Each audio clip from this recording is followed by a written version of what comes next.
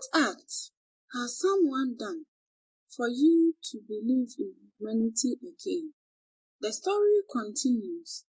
Kindly like, share, comment, and subscribe. Thank you.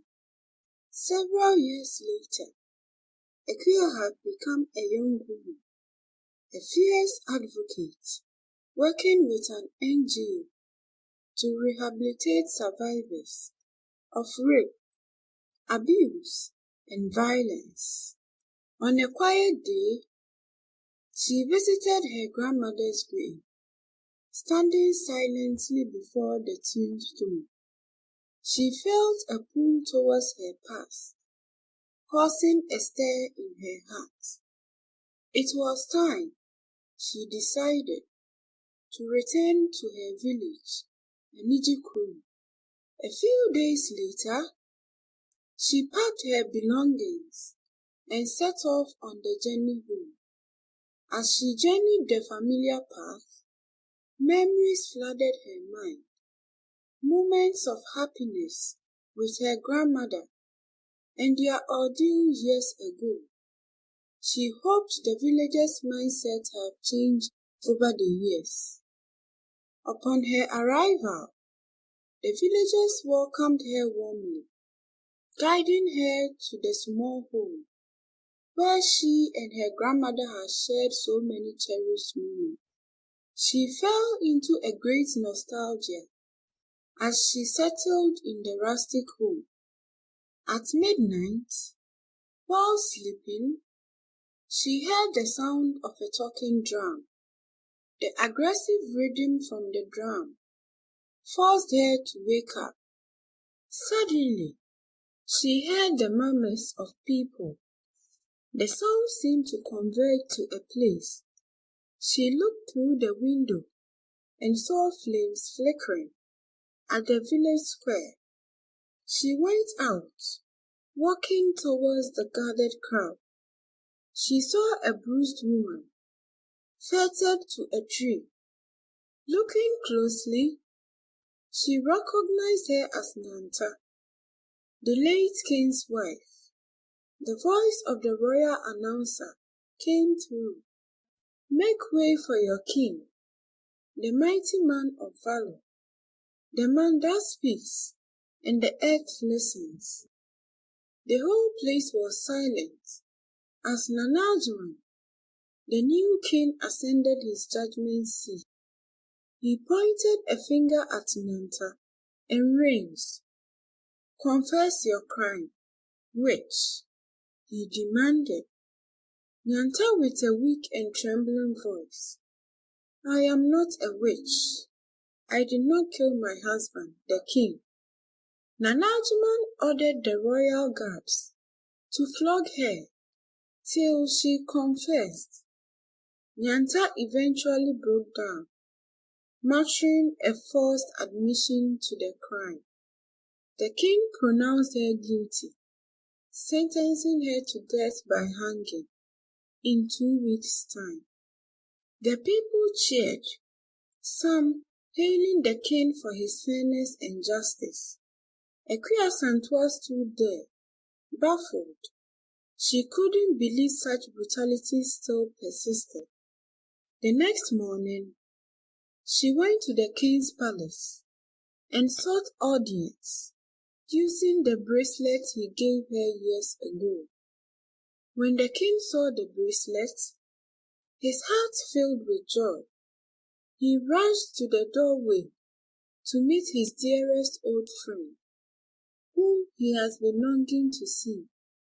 He embraced her, both filled with gladness for seeing each other after all these years.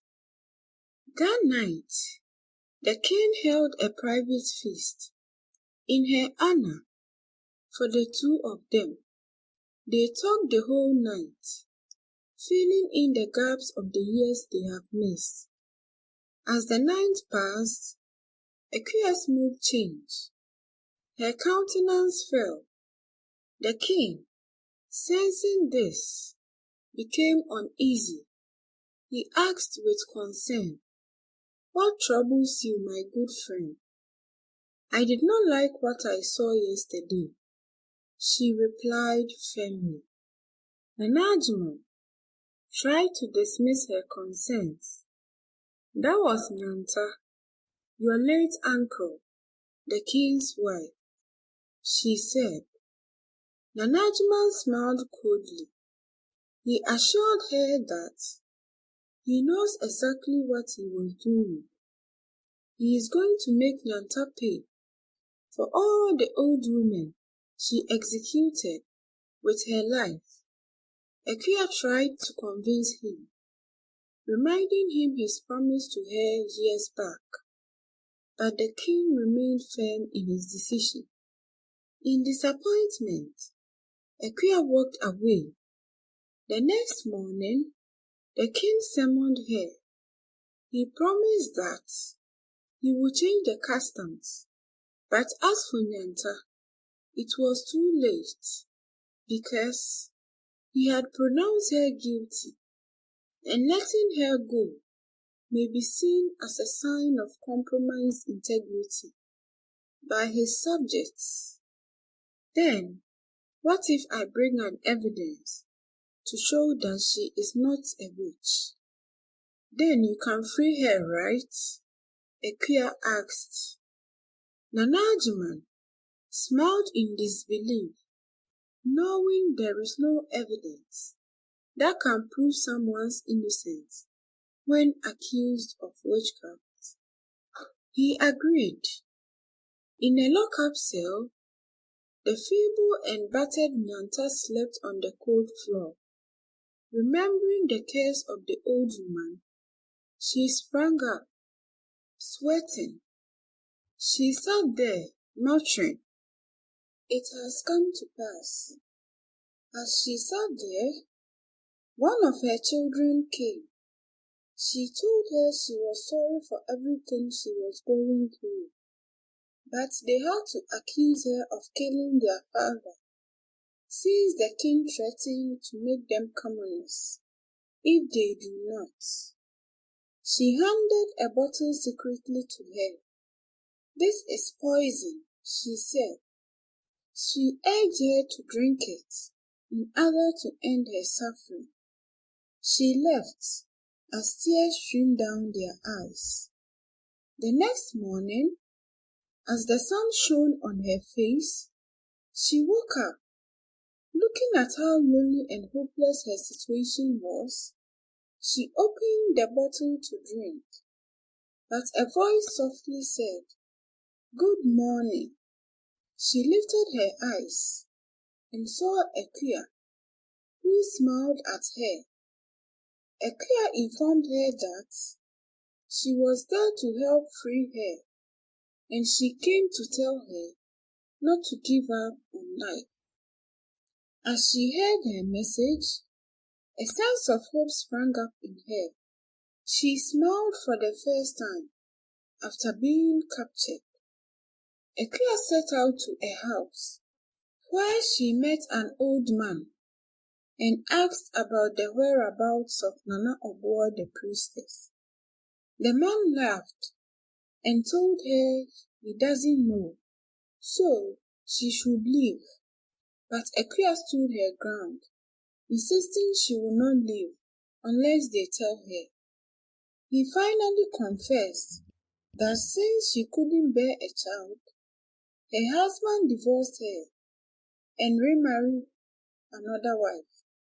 She couldn't bear it.